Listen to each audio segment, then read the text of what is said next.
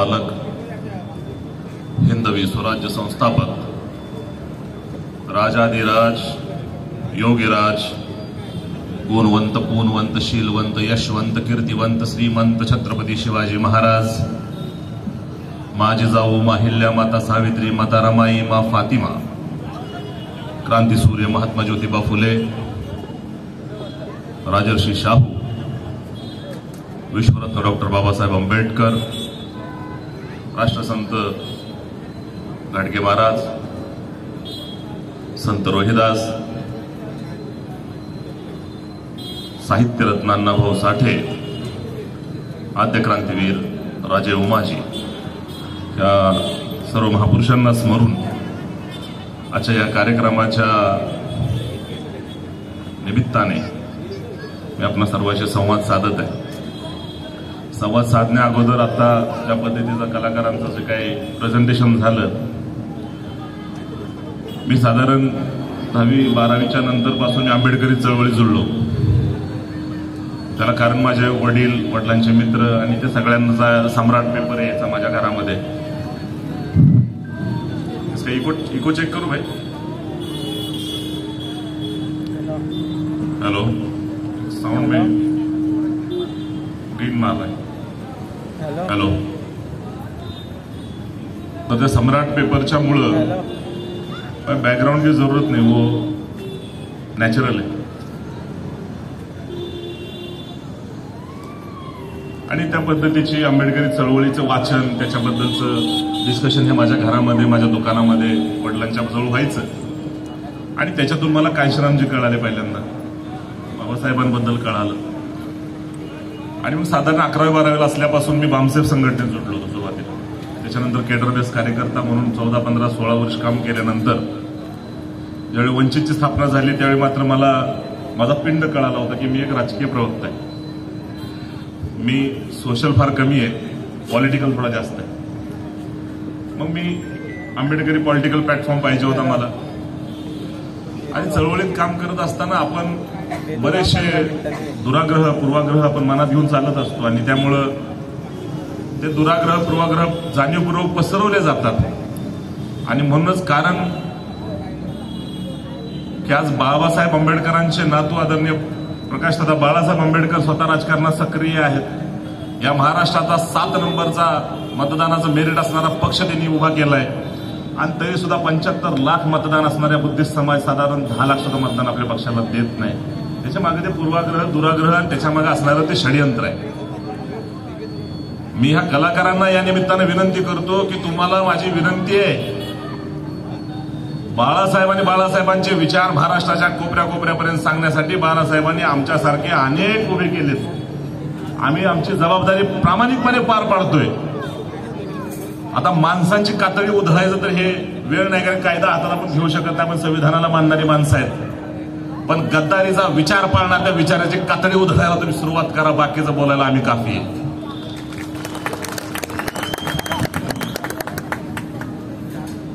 ज्या विषयावर आज आपण या कार्यक्रमाची नीव ठेवली त्याच्यामध्ये महापुरुषांचा सर्व, जर आपण महापुरुषांवर नाही बोललो तर हे पूर्ण राजकीय भाषण करण्याचं काही मिनिंग उरत नाही. मी तुम्हाला एवढं सांगू इच्छितो की संत रोहिदासांच्या बद्दल बोललं जातं की कोण ते? संत रोहिदास चमार थे. तुमच्या आमचा शत्रू असणारा हा संघाचा एक मध्यंतरी एक नवीन अजेंडा आला होता. ते म्हणले मुघलांनी जाती पाडल्या. जाती कोणी निर्माण केल्या? म्हणे मुघलांनी केल्या. मुघल आले 1527ला, 1526ला. संत रोहिदास 1377. 150 वर्ष आधी एक माणूस स्वतः जाती व्यवस्थेच्या विरोधात 200 वर्ष पूर्वी संत बोलत होता. संत रोहिदासांच्या एकूण 41 कविता शीख संप्रदायानं त्यांच्या पवित्र ग्रंथामध्ये नमूद केलेले. संत नामदेवांचं लिटरेचर शीख समुदायानं ऍब्झॉर्व केलेलं आहे. तुम्हाला माहिती म्हणून सांगतो की संत रविदास एवढं तेजस्वी व्यक्तिमत्व होतं की संत मीराबाई या सवर्ण जातीतल्या होत्या, मात्र त्यांनी गुरु संत रोहिदासांना मानलं होतं. छत्रपती शिवरायांबद्दल आता एकंदरीत मला असं वाटतं युगप्रवर्तक हा जो शब्द वापरलाय, मला नाही माहिती तुम्ही त्याचं अंडरस्टँडिंग घेतलं का नाही घेतलं, पण ज्यांची तुम्ही जर कालगणना बघितली, मला थोडा सनावळ्यांचा नाद आहे कारण इतिहासाची आवड आहे. रोहिदासांचा इतिहास 13व्या-14व्या शतकातला आहे. छत्रपती शिवरायांचा इतिहास 17व्या शतकातला आहे. त्याच्यानंतर आमचे संत परंपरेचा जो सगळा स्ट्रॉंग पिरियड समजला तो 18व्या शतकातला आहे. त्यानंतर राजे उमाजींची जी मुवमेंट आहे, मी तुम्हाला आवर्जून सांगेन की राजे उमाजींच्या मुवमेंटला साळुंखेच्या पुस्तकाच्या अनुषंगानं पुन्हा एकदा तुम्ही तपसून बघा आणि सगळ्या बहुजनवादी कार्यकर्त्यांना सांगणं की पुन्हा एकदा वाचून काढा की राजे उमाजींना आपण कुठल्या नजरेनं बघितलं पाहिजे.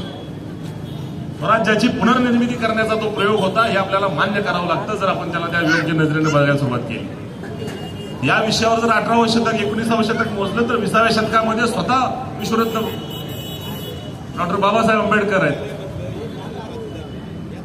19व्या शतकामध्ये महात्मा फुलेंचा विषय आहे आणि जवळजवळ अख्ख्या युगाची चर्चा होऊ शकते असा हा विषय आज तुम्ही या निमित्तानं उभा केलाय. पण गंमत अशी झाली आहे, राशीविषयी काय मानत नाही मी, पण आपले बोलायचं म्हणून सांगतो की माझ्या राशीचा अवगुण आहे की मला वेळ नेहमी कमी मिळतो. तुम्ही आपल्या शिवाजी पार्कचं माझं भाषण बघितलं असेल तर सुरुवातच माझी ह्या विषयावर मी साहेबांकडे बघितलं. साहेब म्हटलं राशीचं काय माझ्या मागणं हटत नाही, ही वेळ काय मला मिळत नाही. दरवेळेला मी उभं राहणार म्हटलं की अँकर उठणार म्हणणार इतक्याच वेळ 5 मिनिटं आणि दरवेळेला मात्र मी इतका इमानदार आहे, मी खरंच 5-5.5 मिनिटात भाषण संपवतो, 7 मिनिटात भाषण संपवतो. पण भाषणामध्ये तो दर्द ती प्रामाणिक एक असते ना तडप ते असते. त्यामुळे 1-5-7 मिनिटाचं भाषण सुद्धा अगदी महाराष्ट्रभर व्हायरल होतं, 5-5-10 लाखाला व्ह्यूज येतात.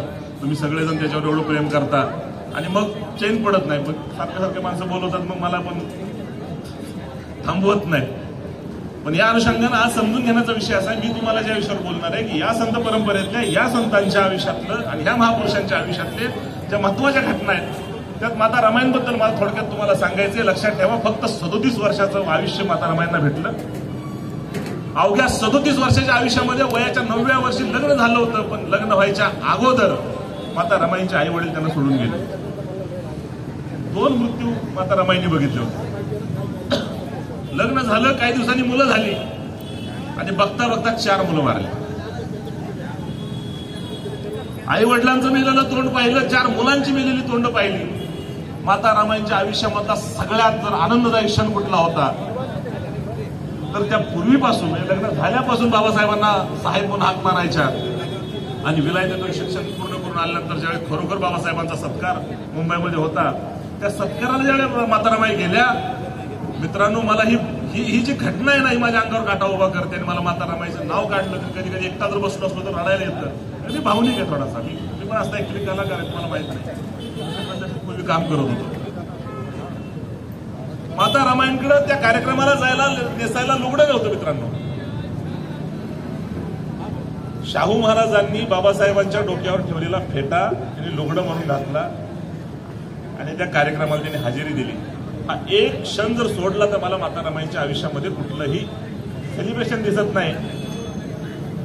1933 ला राजगृह उभं राहिले, 1933 ला आणि 1935 ला माता रमाई जातात जगाला निरोप देऊन. जेमतेम 2 वर्ष त्या राजगृहात राहिली त्यांची, त्यांना संधी मिळाली नाही आणि जे मिळाली संधी ते सगळीच्या सगळे आजारपणात गेले. कधी आवडीनं हौसेनं त्यांनी ते राजगृह त्यांनी हाताने सजवला का नाही सजवला तिथं कधी काय त्या राजगृहावर प्रेम त्यांना करायला मिळालं का नाही मिळालं. सगळ्या खडतर प्रेम आयुष्यामध्ये बाबासाहेबांच्या जर साथ दिली तर माता रमाईंनी दिली. आणि ज्यावेळी माता रमाईंनी हे केलं, ज्यावेळी माता रमाई गेल्या त्यावेळेला बाबासाहेब थॉट्स ऑन पाकिस्तान हे पुस्तक लिहित होते आणि ते पुस्तक लिहित असताना विषय थॉट्स ऑन पाकिस्तान बाबासाहेबांनी त्याच्या सुद्धा माता रमाईंबद्दलची भावना त्यावेळेला त्यांनी कमी केलं नाही. बाबासाहेब एवढे आतून व्याकुळ झाले होते माता रमाईंच्या आठवणी. मित्रांनो, मला तुम्हाला या महापुरुषांच्या अनुषंगानं आज वंचित बहुजन आघाडी नेमकं काय करते त्याचा एक थोडक्यात एक दृष्टिकोन मांडायचा आहे. तो दृष्टिकोन तुम्ही समजून घ्या. लक्षात ठेवा, आपण आंबेडकरी आहे, आपण इंटेलेक्च्युअल वागतो, इंटेलेक्च्युअल बोलतो, इंटेलेक्च्युअल जगतो. आपल्याला असंच राहिलं पाहिजे. मी 15-20 वर्षापूर्वी आंबेडकरी चळवळीत जोडलो त्यावेळेला जी काय अवस्था असायची, वृक्षपणा हे आपल्या पदरी बांधलेला असायचं, कारण पैसे नसायचे, आपले कार्यक्रम हलके फुलके व्हायचे, असा काही चकमकाट नसायचा. त्यावेळी कुठेतरी कोपऱ्याला उभं राहायचं, आपलं 2-4 माणसं पुढं, स्टेजवर 7 जण, खाली 2 जण, असं उलट चित्र असायचं आणि आम्ही आपलं भाषण ठोकत बसायचो. भाषणाचा मूळ विषय बामदांना शिव्या घाल, आपलं ठो ठो ठो ठो करायचं, आपलं निघून यायचं. काळ बदलत बदलत बदलत आजचा कार्यक्रम ज्यावेळी मी तिथं बघितला, मला स्वतःला गायन ऐकायला खूप आवडतं, गाणी ऐकायला खूप आवडतं. आणि ज्या वेळेला त्या स्वर पकडला, भावनिक झालं आणि मला स्वतःचं कौतुक वाटायला लागलं. खरंच धन्य पावलो की गेली 15-20 वर्ष आयुष्याचा बराचसा मोठा काळ, माझा 40 वर्षाचा वय आहे, मी या चळवळीच्या सेवेत घालवलं. एवढी उत्कृष्ट चळवळ बनायला लागली, एवढी शानदार चळवळ बनायला लागली आणि या चळवळीच्या सेवेत आपलं आयुष्य गेलं. गेल्या 15-20 वर्षापासून मी आंबेडकरी चळवळीत आहे. मित्रांनो, तुम्हाला सांगायला मला थोडासा अभिमान वाटतो. माझ्या 20 वर्षाच्या चळवळीतल्या या सेवेमध्ये 15 ते 16 ते 17 वर्ष अशी मी काढली आहेत की अख्ख्या महफिलीमध्ये मी एकटाच मुसलमान असायचो. आज तुम्ही 4-5 जणांचे सत्कार घेतले, सादिकबाईंचा घेतला, त्यांचे आमचे बंधू आहेत, घेतलाय ना, घेतला 5-7 जणांचा सत्कार घेतला. मी आता थोडासा समाज जुळायला लागला. पण याच वेळेला ह्या चळवळीमध्ये ते महाभाग आहेत ज्यांना धर्मकारण, समाजकारण आणि राजकारणाचा अंतरच कळत नाही. कुठं काय खोकलावं, कुठं काय बोंबलावं ह्याचा जरा सुद्धा पत्ते नसतो. ते अर्धवट शिजलेलं वांग मला विचारते एका दिवशी, तुम्हाला लय बौद्ध कळतो तर मग तुम्ही बुद्धांना का नाही स्वीकारत? ही अडचण आहे चळवळीची. आणि मी इकडे न बघता इकडे का बघतोय माहिती, इथं लय प्रॉब्लेम झालाय म्हणून सत्तेत नाही आलो.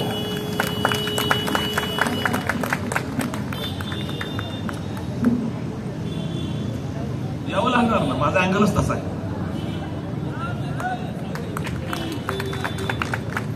घडतंय काय, 75 लाख बुद्धिस्ट वोटिंग आहे. 75 लाख, जेमतेम 10 लाख पडतात वंचित बहुजन आघाडीला.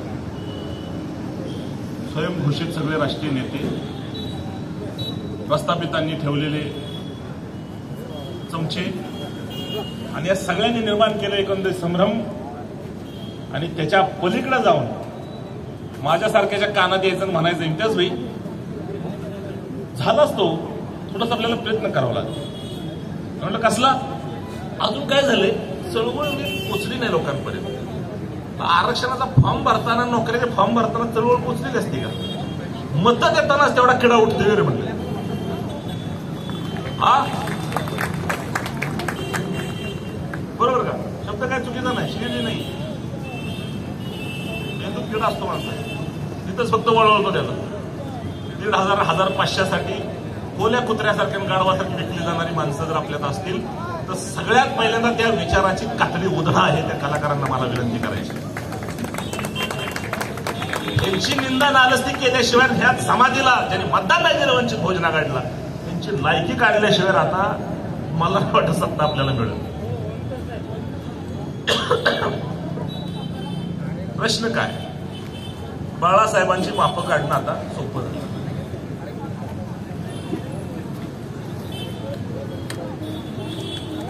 बाळासाहेबांबद्दल बोलायच्या आधी 10 मिनिट सांगतो दुसरा एक विषय, म्हणजे तोच बाळासाहेबांचाच विषय.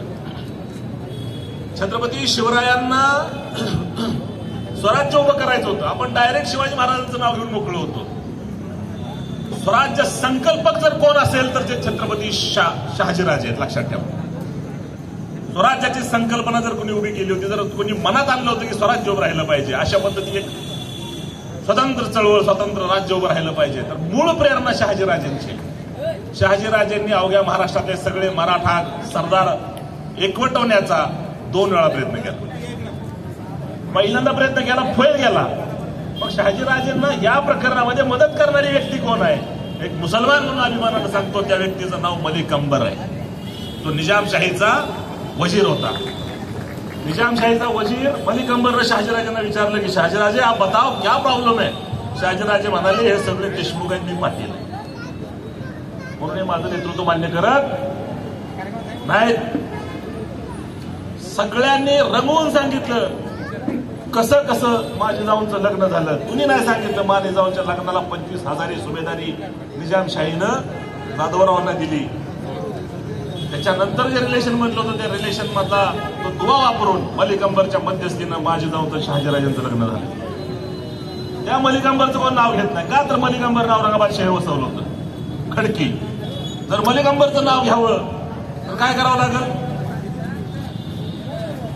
त्या खडकी नावाच्या शहराला काँग्रेस शरद पाटील सांगतात तशा पद्धतीनं अमराबाद नाव द्यावं लागेल. त्यांना संभाजीराजे द्यायचे. त्यांची गेम फसल आमचे नेते सुजाताताई आंबेडकर मध्यंतरी म्हणाले, का नाही तुम्ही पुण्याला छत्रपती संभाजीराजांचं नाव देत, तर ते पुणे बामणांचं शहर आहे, तुमच्यात दम नाही त्यांच्या विरोधात बोलायचं. ही दहशत आहे त्यांची तुमच्यावर. अख्खा इतिहास संभाजीराजांचा कुठला, अख्खा इतिहास पुणे जिल्ह्यातला, जन्मापासून मृत्यूपर्यंत सगळा इतिहास पुणे जिल्ह्यातला. द्यायचं कुठं, औरंगाबाद. पेटलं पाहिजे, स्पार्किंग म्हणजे पेटवण्यासाठी संभाजीराजांच्या इतिहासाचा वापर केला, त्यांच्यावर प्रेमापोटी केलेलं नाही. हे तुम्हाला मी अजून ठासून सांगतो.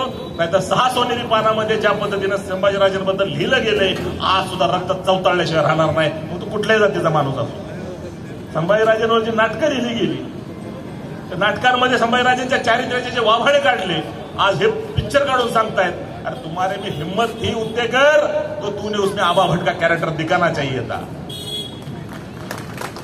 कळलं असतं संभाजीराजांचे हाल कशासाठी झाले, कुणी केले, का केले. पण तुला औरंगाबाद फक्त दाखवायचा होता का, तर पेटलं पाहिजे. आणि पेटवणारानो, इथं अटल बिहारी वाजपेयी काशीरामजींना म्हणाले, अरे काशीराम जी, ये ब्राह्मण्यवाद की जड़ें इतनी मजबूत है कि आप इसको हिला नहीं सकते. काशीराम जी बनके मैं ऐसी व्यवस्था बना के जाऊंगा, एक दिन पूरा के पूरा जड़ों के साथ ये पेड़ उखाड़ के मैं फेंक दूंगा.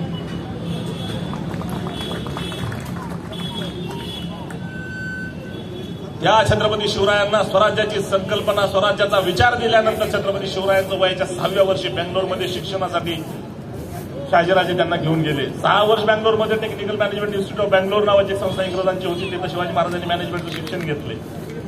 तिथून शिवाजी महाराज महाराष्ट्रात आले. इथं आल्यानंतर त्यांनी इथल्या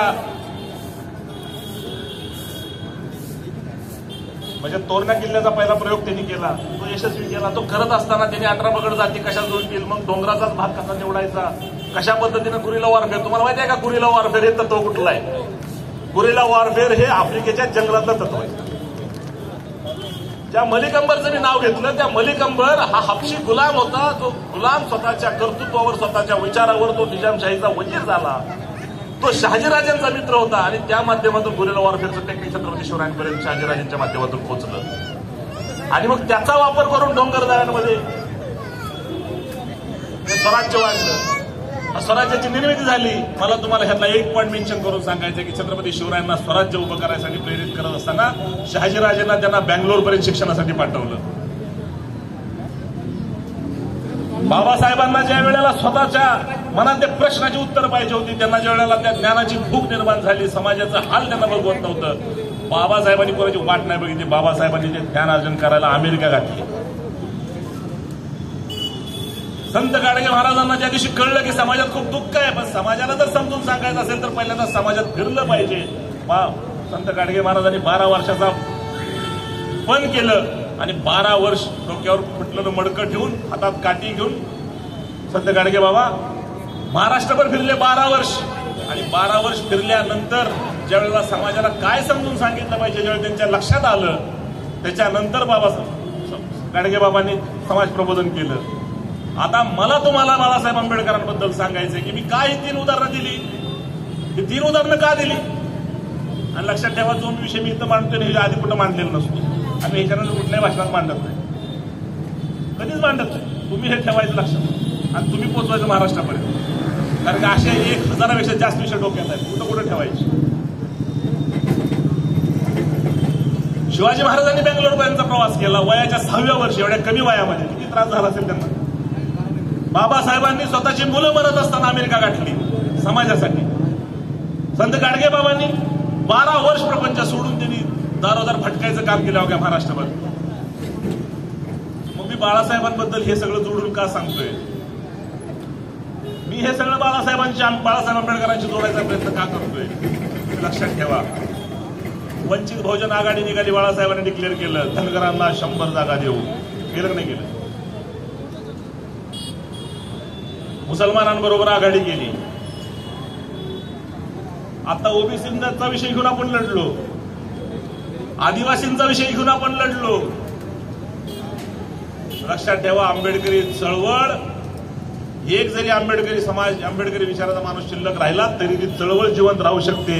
पण जोपर्यंत 18 पगड जाती जुळत नाही तोपर्यंत आंबेडकरी चळवळी सत्ताधारी होऊ शकत नाही. आपल्याला इतर समाजाची गरज आहे. आपल्याला बाकीच्यांना जुळवलं पाहिजे आणि त्याच्यासाठी पहिल्यांदा त्यांच्यासाठी राबलं पाहिजे, त्यांना काहीतरी दिलं पाहिजे. म्हणून प्रत्येक निवडणुकीत त्या समाजाला, त्या घटकाला, वंचितांबरोबर आंबेडकरी चळवळीबरोबर जोडण्यासाठी बाळासाहेब प्रयोग करत असतात. आणि हे दीड दमडीची अक्कल असणारी माणसं बाळासाहेबांची माफं काढत असतात. इतिहासाला लाजवणारा निर्णय माझ्या नेत्यानं घेतला आणि 1500 विकली जाणारी भिकारचोट बाळासाहेबांचं माफ काढताय. लायकी काय रे? 1500 रुपये ही लायकी तुमची. बाळासाहेब आंबेडकरांना पूर्णपणे माहिती आहे आंबेडकर घराण्याचा वारस सोडून कुणीही किती आंबेडकरी चळवळीतला नेता बनायला लागला तर तो प्रस्थापिताच्या हातचा गुलाम झाल्याशिवाय राहत नाही. प्रस्थापित ठरवणार ह्याला कुठं उचलायचा आणि कुठं पाडायचा, त्याला मुख्यमंत्री करून संपवायचा का त्याला खासदार करून संपवायचा का त्याला आमदार करून संपवायचा, हे सगळं कधीच प्रस्थापितांच्या ताब्यात जातं. प्रस्थापितांची अजिबात आब राखायची गरज पडत नाही. ती फक्त आणि फक्त आंबेडकर घराण्याला लक्षात ठेवा. आंबेडकर घराण्याचा वारसदार ज्यावेळी रस्त्यावर उतरतो त्याला त्यावेळी कुठल्या समाजकार्याची, कुठल्या राबायची गरज पडत नाही. तो उतरला की जनता उभी राहणार. मग स्वयंभू नेतृत्व उभं करायचं असेल तर लक्षात ठेवा बाळासाहेबांसारखा 21व्या शतकात बाबासाहेब झाले, काशीरामजी झाले. मेरे को दिखाओ मेरे नेते जैसा दूसरा नेता कोई हो तुम्हारे पास. हे सूत्र कोण जुळवतंय? शिवाजी महाराजांचा तो प्रवास असेल, बाबासाहेबांचे अमेरिकेचे दौरे असतील, 12 वर्षाचं ते तप गाडगे महाराजांचं असेल. बाळासाहेब आंबेडकरांनी याच धर्तीवर स्वतःची चळवळ चालू असताना हे 18 पगड जातीला वंचितशी जोडण्यासाठी हे प्रयोग केले. त्यांना माहित होतं हा प्रयोग दरवेळेला काही सक्सेस होत नाही, पण आपल्याला हे केल्याशिवाय चळवळ सत्तेत जाण्याचा मार्ग सुकर होणार नाही. कारण की आंबेडकरी चळवळीत इतर जातीचे नेते आले पाहिजेत. आणि आपले आंबेडकरी म्हणतोय मी, बौद्धांच्या जलामला म्हणजे आंबेडकरी होत नाही. बौद्धाच्या घरात जलामला म्हणजे आंबेडकरी होत नाही. मुसलमानाच्या घरात जलामला म्हणजे कोणी मुसलमान होत नाही. त्याला ते स्वीकारावं लागतं. तुम्ही तुमच्या हिश्श्याची लढाई लढायची शिकली पाहिजे. तुम्हाला तुमच्या हिश्श्याची लढाई कळली पाहिजे. तुमच्या हिश्श्याची लढाई काय? निळ्या झेंड्याखाली एक कार्यक्रम होतो, तिथे किती खुर्च्या मोकळ्या आहेत, किमान 3 राऊंड आधी झाले पाहिजेत घरातनं. आणि जेवढ्या खुर्च्या मोकळ्या त्या भरायसाठी प्रत्येकानं आपापल्या जीवाचं रान करून माणसं आणून बसवली पाहिजे. कारण माझ्या निळ्या झेंड्याचा कार्यक्रम आहे, फेल नाही गेला पाहिजे. उपकार केल्याकडे जर तुम्ही बसला तर करतोय आम्ही कुणासाठी ते आम्हाला प्रश्न पडायला. पब्लिकचाच पावशेर आमच्या डोक्यावर. कुणासाठी करतात बाळासाहेब? तुमच्या डोक्यात प्रश्न आहेत का? तुम्हाला कळलं काय? गाडगे बाबांचा तप आणि बाळासाहेबांचा तप काय साम्य आहे त्याच्यामध्ये? सत्ता मिळणार नाही माहिती, हा समाज जुळणार नाही माहिती आहे, पण त्याच्यासाठी आम्ही वागलो, त्यासाठी थांबलो. आदिवासींसाठी थांबलो, ओबीसीसाठी थांबलो, मुसलमानांसाठी थांबलो, धनगरांसाठी थांबलो, गरीब मराठ्यांसाठी सुद्धा थांबलो. नसतं तुम्ही म्हणलं तसं. तुम्ही नेता का म्हणत? बाळासाहेब म्हणतात का नाही मी माझ्या आज्यामुळे नेता आहे, तसं मी सांगतो तुम्हाला मी बाळासाहेबांमुळे नेता.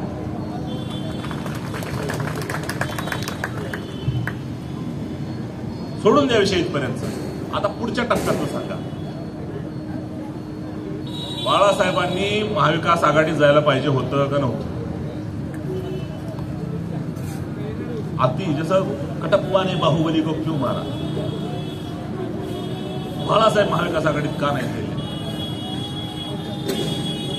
बाळासाहेब तिथं बसून अपेक्षा करतायत की मी राजगृहावर बसून जे निर्णय घेतोय ते माझे XYZ त्याचा पदाधिकाऱ्याचं नाव घेतलं, त्या पदाचं नाव घेतलं नाही, जिथं त्या पदाचा माणूस बसला तर लाजायचा म्हणून. माझ्या अमक्या पदाधिकारी जबाबदारी आहे. त्यानं महिन्यात एकदा प्रेस कॉन्फरन्स घेतली, आठवड्यात एकदा प्रेस कॉन्फरन्स घेतली पाहिजे आणि लोकांना सांगितलं पाहिजे पक्ष आमचा हा विचार करतोय, आता पक्ष आमचा तो विचार करतोय. त्यानं सांगितलं पाहिजे पब्लिकमध्ये जाऊन. अख्ख्या महाराष्ट्रात त्या पदावर असणाऱ्या एकाही कार्यकर्त्यांनी जबाबदारी पार पाडली. 45-50 वर्ष होत आली. 45-50 वर्षानंतर 40 वर्ष आयुष्य लावल्यानंतर बाबासाहेबांचा वारस हा शिक्का असताना, बाबासाहेबांच्या वारस असल्याचा सन्मान असताना, राजगृहावर मुक्काम असताना, आंबेडकर आडनाव असताना बाबासाहेबांना स्वीकारायला या महाराष्ट्राला 40 वर्ष लागली. 40 वर्ष. आता जर स्वीकारलंय तर पुढचा टप्पा काय? कारण बाळासाहेब लक्षात ठेवा, बाकीचे राजकारणी आधी राजकारणी आहेत तर मग इंटेलेक्च्युअल आहेत. बाळासाहेब आधी इंटेलेक्च्युअल आहेत तर मग पण इंटेलेक्च्युअल. बाळासाहेब आहेत. माप काढताना थोडं तोंड सावरून बोलायचं साहेबाबद्दल. सेवेमध्ये 1.5%, त्याला कुणाचाही आधार नाही. लक्षात ठेवा, पाक 30%. देश स्वतंत्र झाला त्यावेळी 30% प्रशासकीय सेवेत असणारा समाज 1.5% शिल्लक राहिला. 28.5% त्याचा प्रशासनातला वचक संपवला आहे. त्यानं कुणाच्या आधारावर जेलमध्ये जाऊन बसायचं? पूर्वी वंदे मातरम जय हिंद म्हणून जेलमध्ये घुसणं सोपं होतं, त्याचा न्याय मिळत होता. इंग्रज असले तरी त्यांना दबवणारे वकील होते. भगतसिंगांची केस लढणारे आसिफ नावाचे वकील होते. आज आहेत का? एक महमूदराच्या वराड ऐकते का कोणी? काळ बदललाय. भेलेला समाज आहे आणि भेलेल्या समाजाच्या पलीकडचं वाक्य लक्षात ठेवा, त्या समाजाला अॅट्रॉसिटीचं प्रोटेक्शन नाही. त्याचे हातपाय कापते. किती सांगू दे मला, मी त्यांच्या आत नाही. त्या समाजाला प्रोटेक्शन द्यायचं काम केलं. नशीब चांगलं की लोकसभेपेक्षा विधानसभेत थोडं वाढतं मतदान आलं. आपल्याला मुसलमानांनी थोडंसं वाढून मतदान दिलं. किंवा समाजाला आज नसेल मतदान दिलं तरी उद्याची अपेक्षा करून आपल्याला त्यांच्यासाठी काम करत राहावं लागेल. आपल्याला आदिवासींसाठी काम करत राहावं लागेल. आपल्याला ओबीसीसाठी काम करत राहावं लागेल.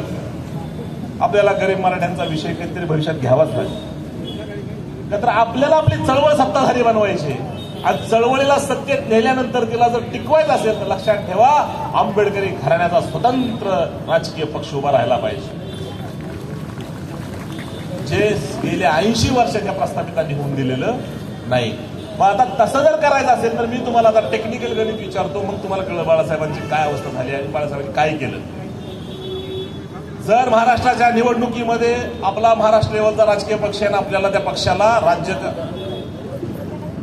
राज्यस्तरीय पक्ष ना, प्रादेशिक पक्ष म्हणून आपल्याला मान्यता मिळवायची, काय केलं पाहिजे? मिलिंदराव सोबळाव कशासाठी लढलं पाहिजे? मेरिट काय सांगा मला.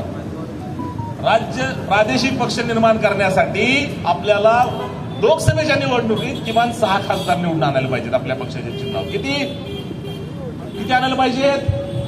हा, ज्यांना जबाबदारी दिली ते प्रेस कॉन्फरन्स घ्यायला तयार नाहीत. एकट्या साहेबांना काय करायचं? आणि माझ्यासारखे जेवढे आहेत ना महाराष्ट्रात, घेऊन गेले शब्द माझ्याकडे, जेवढे आहेत ना वंचित बहुजन आघाडी, सगळे साहेबांच्या करिश्म्यावर जातात. स्वतःचा करिश्मा किती माणसं आहेत? साहेबांच्या अप्रोक्त मी एखादं आंदोलन छेडलं, किती माणसं माझ्याबरोबर आहेत? साहेबांचा सपोर्ट नसेल तर माझ्यावर कुणी येणार? स्वतःच्या करिश्म्यावर जगणारा नेता पक्षाला मिळाला पाहिजे. तो मिळेना झालाय. सगळं करता येते साहेब करतायत. सगळं साहेब करत असताना त्यांच्या डोक्यात की 6 खासदार निवडून आले पाहिजेत तर माझा पक्ष प्रादेशिक पक्ष बनेल.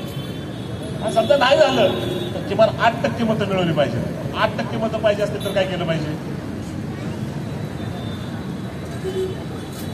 आता बोला मिलिंद भाऊ, 8% मतं मिळवायसाठी 50 लाख मतं मिळवली पाहिजेत. किती? 50 लाख. मग 50 लाख मतं जर मिळवायची असतील आणि 48 मतदारसंघ असतील तर किती जागा लढल्या पाहिजेत? किती लढल्या पाहिजेत? आहे का उत्तर? काय म्हणतोय मी? 50 लाख मतं पाहिजेत आणि 48 मतदारसंघ आहेत. And an average per constituency there is required targeted voting is 1 lakh. And an average 1 लाखाचं जर काढायचं असेल आणि 8% मताचा 50 लाखाचा आकडा गाठायचा असेल होणाऱ्या मतदारांना, होणाऱ्या मतातला 75 लाख उद्दिष्टाने प्रामाणिक मतदान केलं तरी प्रादेशिक पक्ष एका रात्रीत उभा राहील. एकाच रात्रीत.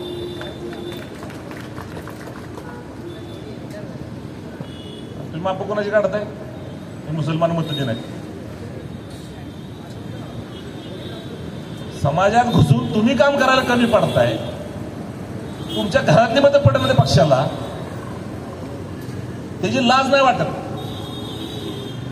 ईव्हीएम घोटाळे ईव्हीएमच्या मागे लपायला लागलेत. आता आम्ही दिले होते बरं का, 100-200 मतं दिली होती, पण ईव्हीएमनी घोळ केला. लाज बाळगायला कुणाचं कष्ट वाया घालवलं? वयाच्या 72व्या वर्षी 2 वेळा अँजिओप्लास्टी झालेला म्हातारा माणूस. हा, इलेक्शन झालं की दुसऱ्या सकाळी मिटिंग घ्यायला सुरुवात केली. मी म्हटलं साहेब तुम्ही फिरा, मला 4 महिने आराम द्या, थोडं घरचं बघतो काय ते घरची मार्केटमध्ये. आम्ही कंटाळतो. त्या औरंगाबादच्या सभेत मी भाषण केलं. मी म्हटलं मी फक्त सांगलीपासून खाली त्या ह्याच्यापर्यंत गेलो, उस्मानाबादपर्यंत, मायाभंग अख्खा दौरा संपला महाराष्ट्राचा. साहेबांना छिट पण नाही. काय ऊर्जा असेल त्या माणसात मला सांग. बिन ऊर्जेचं जमतं काय? बिना ऊर्जेचं होत नाही. त्यांनी त्यांची प्रत्येक रक्ताचा थेंब ना थेंब पणाला लावून त्यांनी काम सुरू ठेवलंय. काम नाही बंद पडून दिलं. त्यांना आज ही अपेक्षा आहे की तिसरी पिढी जर पक्ष नाही बनवू शकली तर येणाऱ्या किती पिढ्या अजून वाया जाणार आहे ह्याचा अंदाज लावता येत नाही. मग सुजाताचं आयुष्य आपण त्यातच घालवायचं का पक्ष बनवण्यात? आपण प्रादेशिक पक्ष बनवून दिला तर घेऊन घ्या. Definitely one day Sujata Ambedkar should be chief minister of Maharashtra. मस्त डोक्यात. इथं 50 मतदारसंघ 48 मतदारसंघ लढले तर 8% मतं मिळतील. नसतील तर 10 मतदारसंघात लोकसभेच्या जागा उभ्या राहिल्या पाहिजेत, तर 6 जागा निवडून येतील. आणि या दोन्ही गोष्टी जर झाल्या तरच आपण जर प्रादेशिक पक्ष बनणार असू तर साहेबांनी घेतलेला निर्णय योग्य आहे का अयोग्य तेवढं मला तुम्ही सांगा. हात वर करून सांगायचं. जर योग्य असेल तर हात वर करायला खाली ठेवायचा, खोटं बोलायचं नाही. इथून गेल्यानंतर जर कोणा कोणी सापडले तर फोटो मारून काय सांगायचं? साहेबांची मापं काढायची एवढं सोपं नसतं. बाळासाहेब आंबेडकर कळायला फार इंटलेक्च्युअल माइंड लागते आणि आपुलकीचा दम आहे तुम्हाला. काही तुमच्या काय राग नाही. तुमच्या नसेल लक्षात आलं, सांगायला आलो का नाही इथपर्यंत? आता डोक्यात बसलं का काय करायचं? पुन्हा विधानसभा आली. आता तुमचा पाय खाऊन अपमान केलाय सगळ्यांनी की महाविकास